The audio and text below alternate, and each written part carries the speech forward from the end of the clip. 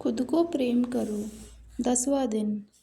अपने शरीर को प्रेम करना, अपना दर्द दूर करना। आज का पाठ दर्द के बारे में है। वह क्या होता है? वह कहाँ से आता है? वह आपको क्या बता रहा है? और आप उससे क्या सीख सकते हैं? हम में से कई लोग दैनिक आधार पर दर्द या बीमारियों के साथ रहते हैं।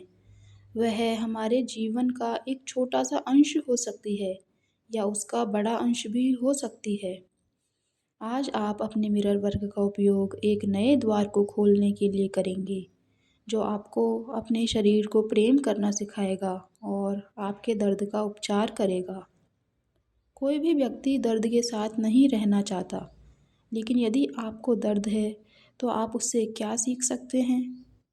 चूँकि दर्द शारीरिक और मानसिक दोनों तरह की बीमारियों को अभिव्यक्त कर सकता है, इसलिए यह स्पष्ट है कि शरीर और मन दोनों ही उसके प्रति संवेदनशील होते हैं। हाल ही में मेरे सामने इसका एक अद्भुत उदाहरण आया, जब मैंने दो छोटी लड़कियों को पार्क में खेलते देखा। एक बच्ची ने खेल-खेल में दूसरी की बाँह पर मारने के लिए अपना हाथ उठाया और उसका हाथ उसकी बाँह के संपर्क में आता इस उससे पहले ही दूसरी बच्ची के मुँह से निकला आह! पहली बच्ची ने अपनी सहेली की ओर देखकर पूछा, तुमने आह क्यों कहा? मैंने तो अभी तुम्हें छुआ भी नहीं, उसने जवाब दिया। मैं जानती थी कि मुझे दर्द होगा। शरीर हमारे जीवन की हर चीज़ की तरह हमारे अंदरूनी विचारों और धारणाओं का आईना है। वह हमेशा हमसे बात करता रहता है, बस हमारे पास सुनने के लिए समय होना चाहिए। मैं मानती हूँ कि हर दर्द और बीमारी को अपने शरीर में हम ही पैदा करते हैं। हमारे शरीर की प्रत्येक कोशिका हमारे सोचे हुए प्रत्येक विचार और कहे हुए प्रत्येक शब्द का जवाब देती है। शरीर हमेशा सर्वोत्तम स्वास्थ्य प्राप्त करने की कामना चाहता है, चाहे हम कुछ भी करते हों। हालाँकि यदि हम शरीर को अस्वास्थ्यकर भोजन और गलत विचारों से नुकसान पहुँचाते हैं, तो हम अपनी ही परेशानी बढ़ा लेते हैं। दर्द हमारे पास कई रूपों में आता है। कोई पीड़ा, कोई चोट, पैर की सूजी हुई उँगलियाँ, कोई खरोंच, कफ का जमाव, बेचैनी भरी नींद, मिचली महसूस होना, कोई रोग इत्यादि। वह हमें कुछ बताने की कोशिश करता है। दर्द वह है जिससे शरीर हमारा ध्यान आकर्षित करने के लिए लाल झंडा फहराता है। हमें यह सूचना देने का अंतिम प्रयास करता है कि हमारे जीवन में कहीं कुछ गड़बड़ है। जब हमें दर्द महसूस होता है, तो हम क्या करते हैं? आम तौर पर हम दवाई के डिब्बे में से या दुकान से गोली लेकर खा लेते हैं। जब हम ऐसा करते हैं, तो हम अपने शरीर से कहते हैं, चुप हो जाओ, मैं तुम्हारी आवाज़ नहीं सुनना चाहता। अचानक शरीर थोड़ी देर के लिए शांत हो जाएगा, लेकिन फिर फुसफुसाहट लौट आएगी, इस बार पहले से कुछ तेज। कल्पना कीजिए कि आप अपने दोस्त को महत्वपूर्ण बात बता रहे हैं और वह सुन नहीं रहा है, तो क्या होगा? आप दोबारा वह बात कहेंगे, शायद और ज़ोर से। यदि वह तब भी नहीं सुनेगा, तो शायद आप नाराज़ हो जाएंगे और हो सकता है आप उस पर हाथ भी उठा दें या दुखी और उपेक्षित महसूस करते हुए चुप हो जाएंगे। कभी कभी लोग वास्तव में बीमार होना चाहते हैं। हमारे समाज में हमने दर्द और बीमारी को जिम्मेदारी या अप्रिय परिस्थितियों से बचने का वैध तरीका बना दिया है।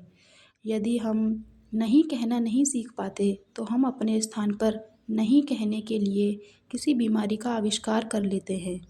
हालांकि किसी एक बिंदु पर आकर आपको जो हो रहा है उस पर ध्यान देना ही पड़ता है। स्वयं को अपने शरीर की आवाज़ सुनने दें, क्योंकि मूल रूप से आपका शरीर स्वस्थ रहना चाहता है और उसे आपके सहयोगी की आवश्यकता होती है। हम हर उस दर्द के बारे में सोचें जो आपको एक शिक्षक के रूप में होता है, जो आपको बताता है कि आपकी चेतना में कहीं कोई गलत विचार है। आप जो मान रहे हैं, कह रहे हैं, कर रहे हैं या सोच रहे हैं, उसमें कहीं कुछ है जो आपके अच्छे के लिए नहीं है। मैं हमेशा मुझे खींच रहे उस शरीर की कल्पना करती हूँ जो कहता है, कृपया ध्यान दें। जब आप किसी दर्द या बीमारी के पीछे के मानसिक पैटर्न को जान लेते हैं, तो आपके पास मिरर वर्क के माध्यम से उस पैटर्न को बदलने और बीमारी को रोकने का मौका होता है। क्या आप अपने शरीर की ओर ध्यान देने और उस आवश्यकता को मुक्त करने के लिए तैयार हैं जो आपके दर्द में योगदान देती है? यदि हाँ, तो अपने मिरर वर्क को शुरू कर दें और अपने शरीर को प्रेम करना तथा दर्द को दूर करना सीख लें। आइए एफर्म करें। मैं अपने शरीर को प्रेम करता हूँ। मेरे शरीर को प्रत्येक स्तर पर जो भी चाहिए वह देकर मैं उसका अधिकतम स्वास्थ्य लौटा दूंगा। आपका 10वें दिन का मिरर वर्क अभ्यास। उस दर्द या बीमारी का चुनाव करें जिस पर आप आज काम करना चाहते हैं। मान लीजिए वह सीने में जलन या हार्ट वर्न है। अपने आईने के सामने खड़े हो जाएं या बैठ जाएं। अपनी आँखों में गहराई से देखें और अपने आप से ये प्रश्न पूछें, यह हार्ट वर्न कहाँ से आया है? यह मुझे क्या बताने की कोशिश कर रहा है? क्या मैं अस्वास्थ्यकर खाना खा रहा हूँ? क्या मुझे किसी चीज़ का डर सता रहा है? क्या मैंने ऐसी कोई खबर सुन ली है जिसे मैं बर्दाश्त नहीं कर पा रहा हूँ? क्या कोई ऐसी मुश्किल स्थिति है जिसका मैं सामना नहीं कर पा रहा हूँ? कौन सी चीज़ या व्यक्ति है जिसे मैं नहीं संभाल पा रहा हूँ? चाहे आप किसी भी दर्द या बीमारी का अनुभव कर रहे हों, आप ये एफर्मेशंस बोल सकते हैं। मैं आसानी से और पूरी तरह सांस लेता हूँ। मैं अपने शरीर के संदेशों को सुनता हूँ। मैं अपने शरीर को स्वस्थ और पोषक भोजन देता हूँ। मेरे शरीर को जब आवश्यकता होती है तो मैं उसे आराम देता हूँ। मैं अपने अद्भुत शरीर को प्रेम करता हूँ। मैं सुरक्षित हूँ। मैं जीवन की प्रक्रिया पर विश्वास करता हूँ। मैं निडर हूँ। ये एफर्मेशंस दोहराते रहें। अब कुछ एफर्मेशंस विशेष रूप से उस भाग के लिए करिए जहाँ आपको दर्द हो रहा है। आप दर्द और विशेष बीमारियों के मानसिक पैटर्न्स और उनके एफर्मेशंस के लिए लुइस एल हे की पुस्तक हील योर बॉडी भी देख सकते हैं। तो कुछ एफर्मेशंस उदाहरण के लिए, यदि आपको पेट की समस्या है तो आप कह सकते हैं, मैं अपने पेट को प्रेम करता हूँ। मैं सच में तुम्हें प्रेम करता हूँ मेरे स्वस्थ पेट। मैं तुम्हें स्वास्थ्यप्रद खाना खिलाता हूँ और तुम उसे खुशी से पचा सकते हो। मैं तुम्हें स्वस्थ रहने की अनुमति देता हूँ। इन एफर्मेशंस को 2 से 3 बार और दोहराएं। शक्ति आपके अंदर है। आपका 10वें दिन का दैनिकी अभ्यास। जब आपको दर्द या बेचैनी महसूस हो तो स्वयं को शांत करने के लिए समय निकालें। विश्वास करें कि आपकी उच्चतम शक्ति आपको बता देगी कि आपके जीवन में किस चीज़ को बदलने की आवश्यकता है ताकि आप इस दर्द से मुक्त हो सकें। एक आदर्श प्राकृतिक परिवेश की कल्पना करें जहाँ चारों ओर आपके पसंदीदा फूल बहुतायत में खिले हों। अपने चेहरे को कोमलता से छू रही मीठी गर्माहट भरी हवा को महसूस करें। अपने शरीर की प्रत्येक मांसपेशी को आराम देने पर ध्यान केंद्रित करें। अपने आप से ये प्रश्न पूछें, मैं इस समस्या की ओर कैसे योगदान दे रहा हूँ? वह क्या है जो मुझे जानने की आवश्यकता है?